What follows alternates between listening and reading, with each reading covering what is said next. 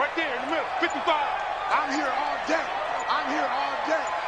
6 guys. Check 6 guys. And they're going to take it all the way down and just take the delay. That's going to set them back 5 yards. Let's go,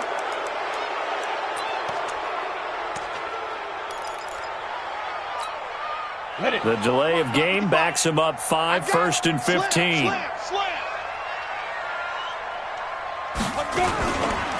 Here's a handoff to Cohen running right.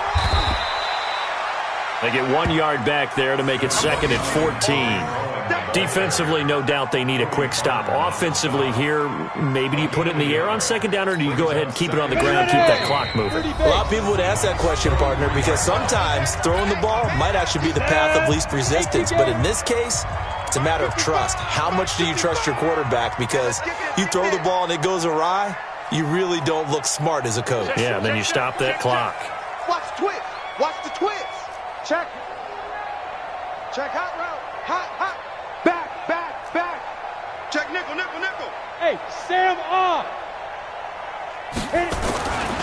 They'll keep it on the ground. It's Cohen. Call it a gain of 6 on the play. That'll bring up 3rd and 8. He was close to flirting with that sideline, but able to stay in bounds like his coach wants him to do and keep that clock moving. Isn't it funny that we're watching this play when we had that discussion just yesterday about this? What do you do in this scenario? What do what's your mindset? It appeared to me that he'd totally forgotten that he needed to stay in bounds, and then in the last sense, oh no, I better get down. And he ended up doing the right thing. Pressure applied, and he's going to be taken down. They sack him back at the 33-yard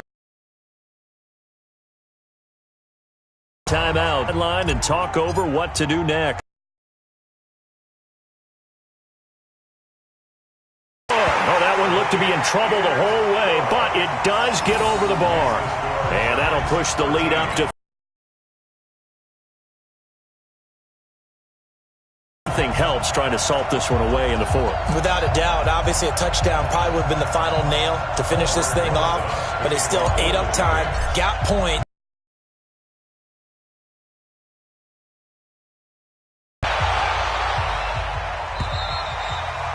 And that'll carry over the back line of the end zone for a touchback.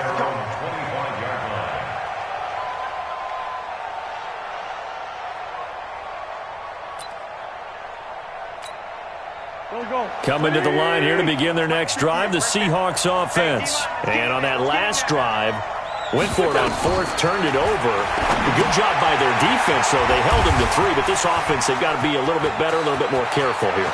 And sometimes when you see these calls on 4th down, when they decide to go for it, it's not necessarily the coach saying, I believe in my offense. Sometimes the coach saying, I believe in my defense. I can afford to go for it here, because if we don't get it, I don't think we'll give up more than 3. And that's exactly what happened. You think that factored in? I do. I think that he had that in his mind going into the game, that I'm going to be aggressive on offense because I know I've got a defense that can hold up their end. Hey, man. Watch the boot.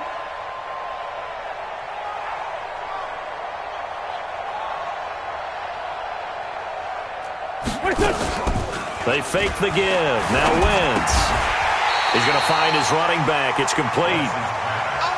That sends him 2 yards in the wrong direction and leads to 2nd down. 2nd and 12 after the first down pass play went backwards for 2 yards. No. Hey, watch this. 82. Now Wentz. And that's going to be incomplete. A lot of contact, no call, and it's 3rd down.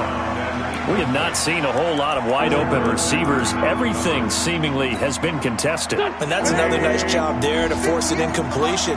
They've been very cohesive, knowing each other's moves all game long, and they've been on the spot. Nowhere to escape, and he goes down.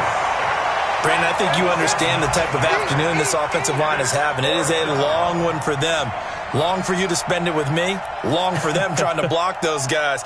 They've given up a whole lot of sacks, and the speed and quickness of that defensive line is eating them alive.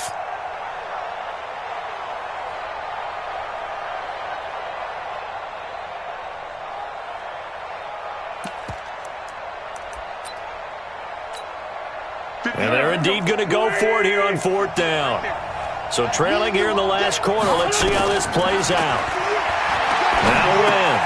And they're going to try the screen. It's complete. And he's not able to get away. He is stopped well short of a first down. They had to go for it with such little time remaining. And that's going to be just about all she wrote for this one. Good starting field position for the New York Giants here as they come up 1st and 10. Just shy of midfield at the 48. And he's up across midfield and down into Seattle territory. It's a 6-yard pickup, but it gets him to 2nd and 4. So a victory here for the men in blue, the New York Giants, and they did it in shutout fashion. Impressive. Would it be too bland of a statement to say they didn't have the greatest day offensively?